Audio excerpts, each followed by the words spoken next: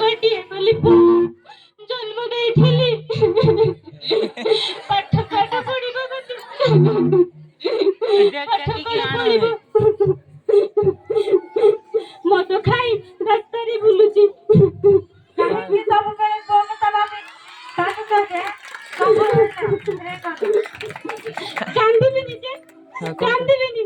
ତାରି ବୟସର ପୁଅ ମାନେ ପାଠ ପଢି ପ୍ରସ୍ତୁତ ହେଲେଣି, ହେଲେ ଆମରି ପୁଅ ମଦ ପିଇ ରାସ୍ତାରେ ବୁଲୁଛି। କହୁନ କେମିତି ଜମାଇବି ଯେ? କୋଉ ମାର ଦେହ ସହିବ ଯେ?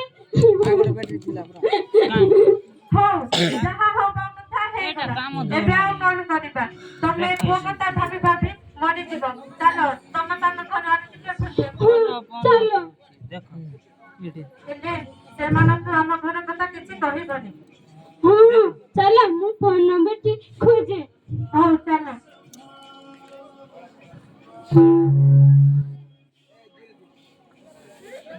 ଡେଟ୍ ପାଖରେ ଅଛି ସେମିତି ହଉଛି sir.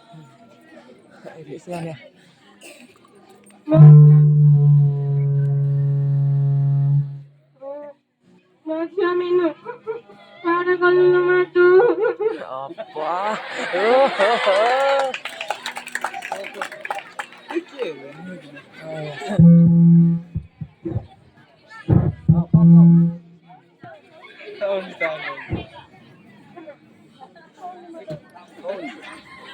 Phone Mother India. Phone Mother India. ହେଲା, ତୁମେ ଗୋଟିଏ ବୋଲି ଝିଅ କହି ତାକୁ ମୁଣ୍ଡରେ ବସେଇଲ। ଏବେ ନାମ ନିଅ। ମଲା ଯେ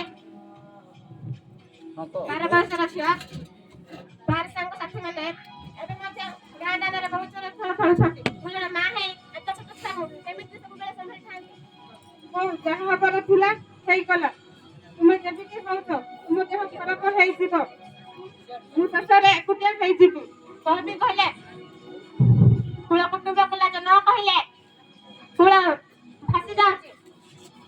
ହଉ ହେଲା, ମତେ ଖାଇବାକୁ ଦେଇ ଆସ। ହଉ ହେଲା।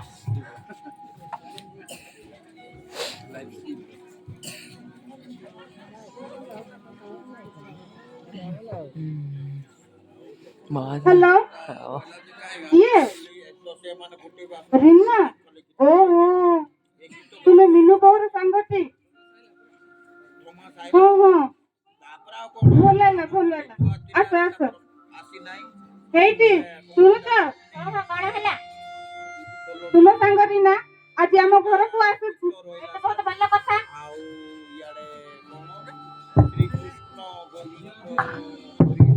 ଏତେ କଣ ଠକ୍ ଠକ୍ ହେଲାଣି?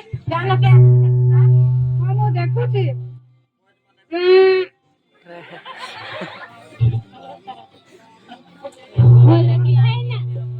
आसमान भवा ଆଉ ଢୋଲ ବୋଝ ହବ। ମଲାଏ କଣ ଆଶୀର୍ବାଦ ଦେଉଛ ଭାଇନା? ଏ ବୁଢୀ ବୟସରେ କୋଉଠି କହିବି ଯେ?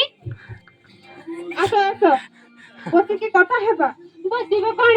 ନେରେ ବସି ବସି ତମ ପିଛା କଣ ହେଲାଣି? ଟିକେ ଠିଆ ହୋଇ କଥା ହେଲେ ହୁଅନ୍ତାନି? ହେଲେ ତୁମ ଘରର ହାଲଚାଲ ଟିକେ କୁହ। କଣ କହିବି ଭାଇନା?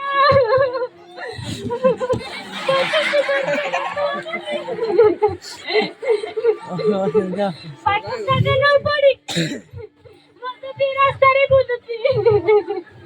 ମୁଁ ମରିବି। ଏ ଦୃଶ୍ୟ ଦେଖି ପାରୁନି।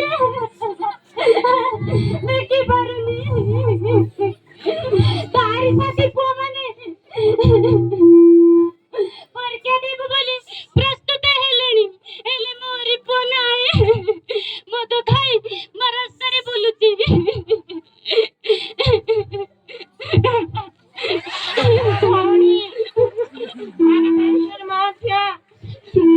ଅଷ୍ଟ ଶ୍ରେଣୀରେ ପଢୁଥିଲା। ସେ କଣ ପାଇଁ କଲେ? ସେ ଭଲ ପାଇ ବାହା ହେବା ପାଇଁ ମୁଁ ଭାବିନଥିଲି ଲୋ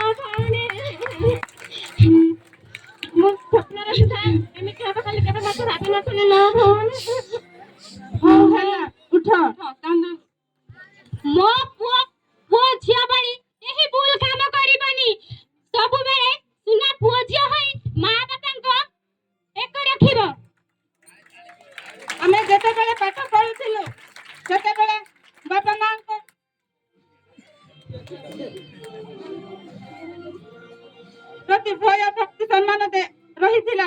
ଏବେକାର ଛୁଆମାନେ ଏହି ସବୁକୁ ଭୁଲି ଗଲେଣି। ବାପା ମା ଓଲଟା ସେମାନଙ୍କୁ ଭୟ କରୁଛନ୍ତି।